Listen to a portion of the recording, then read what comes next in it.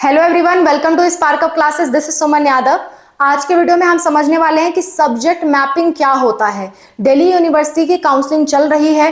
Phase 1 आपका already start है, कभी भी खत्म हो सकता है, और फेज 2 में आपको सब्जेक्ट मैपिंग करनी होती है। बिना सब्जेक्ट मैपिंग हुए आपका काउंसलिंग में पार्टिसिपेट करने का कोई मतलब नहीं होता। तो सब्जेक्ट मैपिंग समझना आपके लिए बहुत जरूरी है। सब्जेक्ट मैपिंग समझे बिना आप काउंसलिंग में पार्टिसिपेट ना करें, मेरा यही सुझाव होगा। क्यों ये सुझाव है, आज का वीडियो देखने के बाद आपको समझ में आ जाएगा। ठीक है, तो सब कुछ मैं बेसिक से आपके लिए सीयूटी काउंसलिंग के लिए बता रही हूं।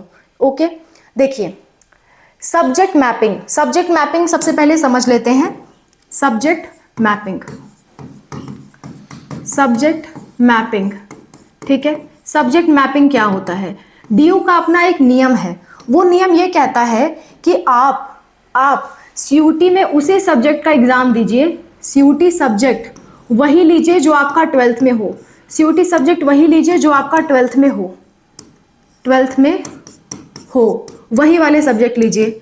और अगर मान लीजिए 12th में वो सब्जेक्ट नहीं है तो कम से कम रिलेटेड सब्जेक्ट हो। क्या हो? रिलेटेड सब्जेक्ट हो। रिलेटेड सब्जेक्ट का क्या मतलब होता है, समझो। जैसे 12th में आपने फिजिक्स केमिस्ट्री बायोलॉजी लिया है, मान लेते हैं 12th में आपने फिजिक्स केमिस्ट्री बायोलॉजी लिया है, या फिर 12th में आपने बायोकेमिस्ट्री लिया है, तो आप सीयूटी में क्योंकि बायोकेमिस्ट्री बायोलॉजी आपस में रिलेटेड हैं तो आप ले सकते हो। ठीक है, मान लेते हैं 12th में आपने लिया है मैथ्स, तो आप सीयूटी के सब्जेक्ट में आप अप्लाइड मैथ ले सकते हो। क्योंकि ये रिलेटेड सब्जेक्ट है ना, आपस में रिलेटेड है। इसका सब्जेक्ट का जो सिलेबस है वो लगभग मैच करेगा। तो या तो आपका 12th का ही सब्जेक्ट आप सीयूटी में लो, या तो उससे रिलेटेड सब्जेक्ट आप सीयूटी में लो, ऐसा दिल्ली यूनिवर्सिटी कहती है।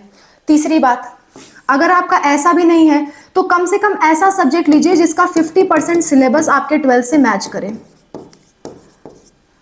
50% 12th का सिलेबस आपके सीयूटी सब्जेक्ट से मैच करना चाहिए। ठीक है, अगर ऐसा भी नहीं है तो आपके लिए एक और ऑप्शन है।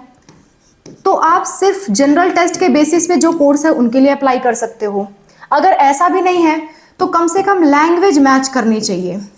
जैसे मान लो आपने सीयूटी में इंग्लिश लैंग्वेज दिया हुआ है, तो आपके 12th में भी इंग्लिश होना जरूरी है। अगर आपने इंग्लिश लैंग्वेज में एग्जाम दिया और आपके 12th में इंग्लिश नहीं था तो आप डीयू के कोर्स के लिए एलिजिबल नहीं कहलाओगे। इनमें से कम कोई एक होना चाहिए। जैसे मान लेते हैं 12th में जो सब्जेक्ट है वही सीयूटी में आपने एग्जाम दिया, तो उन सब्जेक्ट के बेस पे जो भी कोर्सेज हैं उसके लिए आप एलिजिबल हो। रिलेटेड सब्जेक्ट में आपने एग्जाम दिया है तो भी इन सब्जेक्ट के बेस पे जो भी डीयू में कोर्सेज हैं उसके लिए आप एलिजिबल हो। आपने 50% सिलेबस मैच करने वाले सब्जेक्ट में एग्जाम दिया है तो भी आप डीयू में कोर्सेज के लिए एलिजिबल हो जो इन सब्जेक्ट के बेस पे होते हो। आपने जनरल टेस्ट में एग्जाम दिया तो जनरल टेस्ट के बेसिस पे जो आपका सब्जेक्ट जो कोर्स मिलने वाला होगा सीयूटी में वो आपको मिल जाएगा। अगर आपने लैंग्वेज टेस्ट दिया है और ये लैंग्वेज आपके 12th में था तो इस लैंग्वेज के बेस पे जो आपको कोर्स मिलना है वो मिल जाएगा।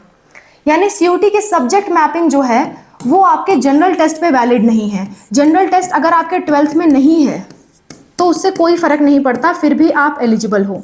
नहीं है तो भी आप एलिजिबल हो। सब्जेक्ट मैपिंग जनरल टेस्ट पे मैटर नहीं करती है, बाकी सब में आपका 12th से रिलेशन है।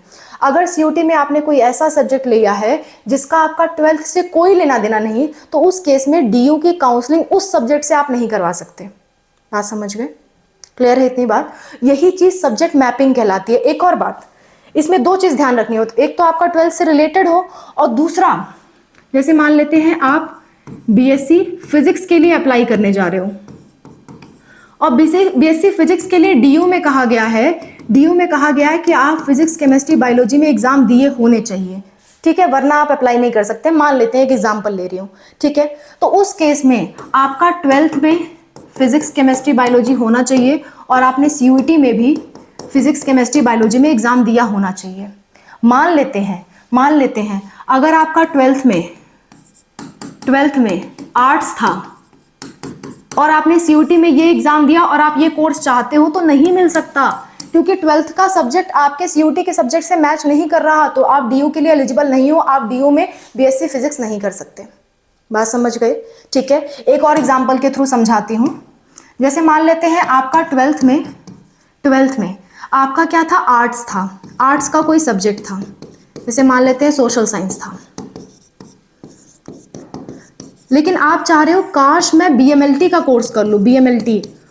और बीएमएलटी के लिए डीयू में क्या मांगा गया है? बीएमएलटी के लिए डीयू में आपके मांगा गया है कि फिजिक्स केमिस्ट्री बायोलॉजी चाहिए। तो आपने ये देख करके 12th में भले ही आर्ट्स था, आपने सीयूटी में क्या किया? सीयूटी में फिजिक्स केमिस्ट्री बायोलॉजी में एग्जाम दे दिया। तो अब सब्जेक्ट मैपिंग होगी तो ये देखा जाएगा कि अरे आपका तो 12th में तो ये था, और फिर यहाँ इस वाइज तो आप एलिजिबल हो, लेकिन यहाँ से आप एलिजिबल नहीं हो, तो फिर अगेन आप डीयू में एडमिशन नहीं ले पाओगे।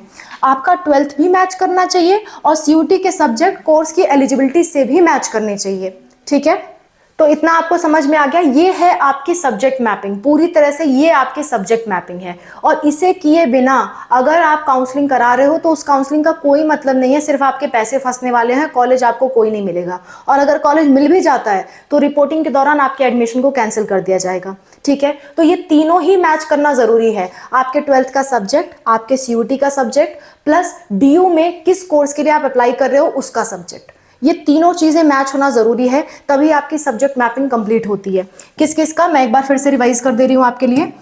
आपका डीयू में जो कोर्स आप भर रहे हो, कोर्स, उस कोर्स के लिए जो सब्जेक्ट चाहिए, उस कोर्स के लिए डीयू में कुछ सब्जेक्ट चाहिए, उस कोर्स के सब्जेक्ट प्लस आपके सीयूटी के सब्जेक्ट, सीयूटी के सब्जेक्ट प्लस आपके 12th के सब्जेक्ट।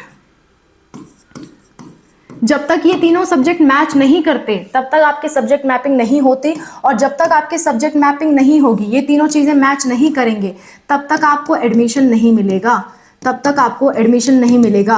आपके पैसे ले लिए जाएंगे, ये काउंसलिंग के थ्रू जो 2500 रुपए है वो पैसे आपके ले लिए जाएंगे, और पूरी काउंसलिंग करा लोगे तो लास्ट में पता चलेगा अरे हमारे ये तो सब्जेक्ट मैपिंग हुआ ही नहीं था, जिसकी वजह से हमें एडमिशन नहीं मिला।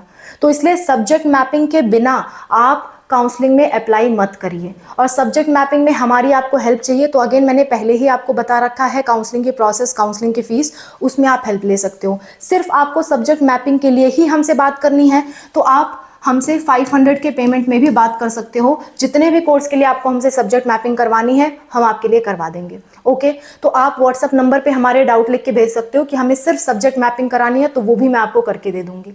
क्लियर? मैं आपके हर वक्त पे साथ हूँ, लेकिन एक एक बच्चे से बात करने के लिए हमें पर्सनल टाइम निकालना पड़ेगा, जिसकी वजह से हम पेमेंट चार्ज कर रहे हैं। बाकी अगर हम समझा रहे हैं, आप खुद समझ के कर लो, वेल एंड गुड, आपको जरूरत ही नहीं पड़ेगी पेमेंट करने की। ठीक है, हम समझा इसीलिए रहे हैं ताकि आप खुद समझ पाओ, लेकिन बाई चांस नहीं समझ में आ रहा है, फंस जा रहे हो, तो वो आप फंस ना पाओ, इसलिए हमने कॉल की सुविधा ओपन कर ली है। अब बाकी आपकी मर्जी है। ठीक है, आगे बढ़ते हैं। इतनी बात समझ में आ गई। So that's all about the video. I hope this video is helpful for you. Subject mapping आपको पूरी तरह से समझ में आ गया होगा। इसके अलावा कोई दिक्कत, कोई परेशानी होती है कमेंट में मेंशन करिए। डीयू के पूरे काउंसलिंग की डिटेल वीडियो चाहिए तो भी कमेंट में मेंशन करिए, आपको जल्द से जल्द वीडियो मिलेगा। ठीक है, तो वीडियो इस पे मैंने बना चुकी है, आपको इस पे वीडियो मिल जाएगा। तो that's all, thank you so much for watching, wish you all the best, bye, take care, bye.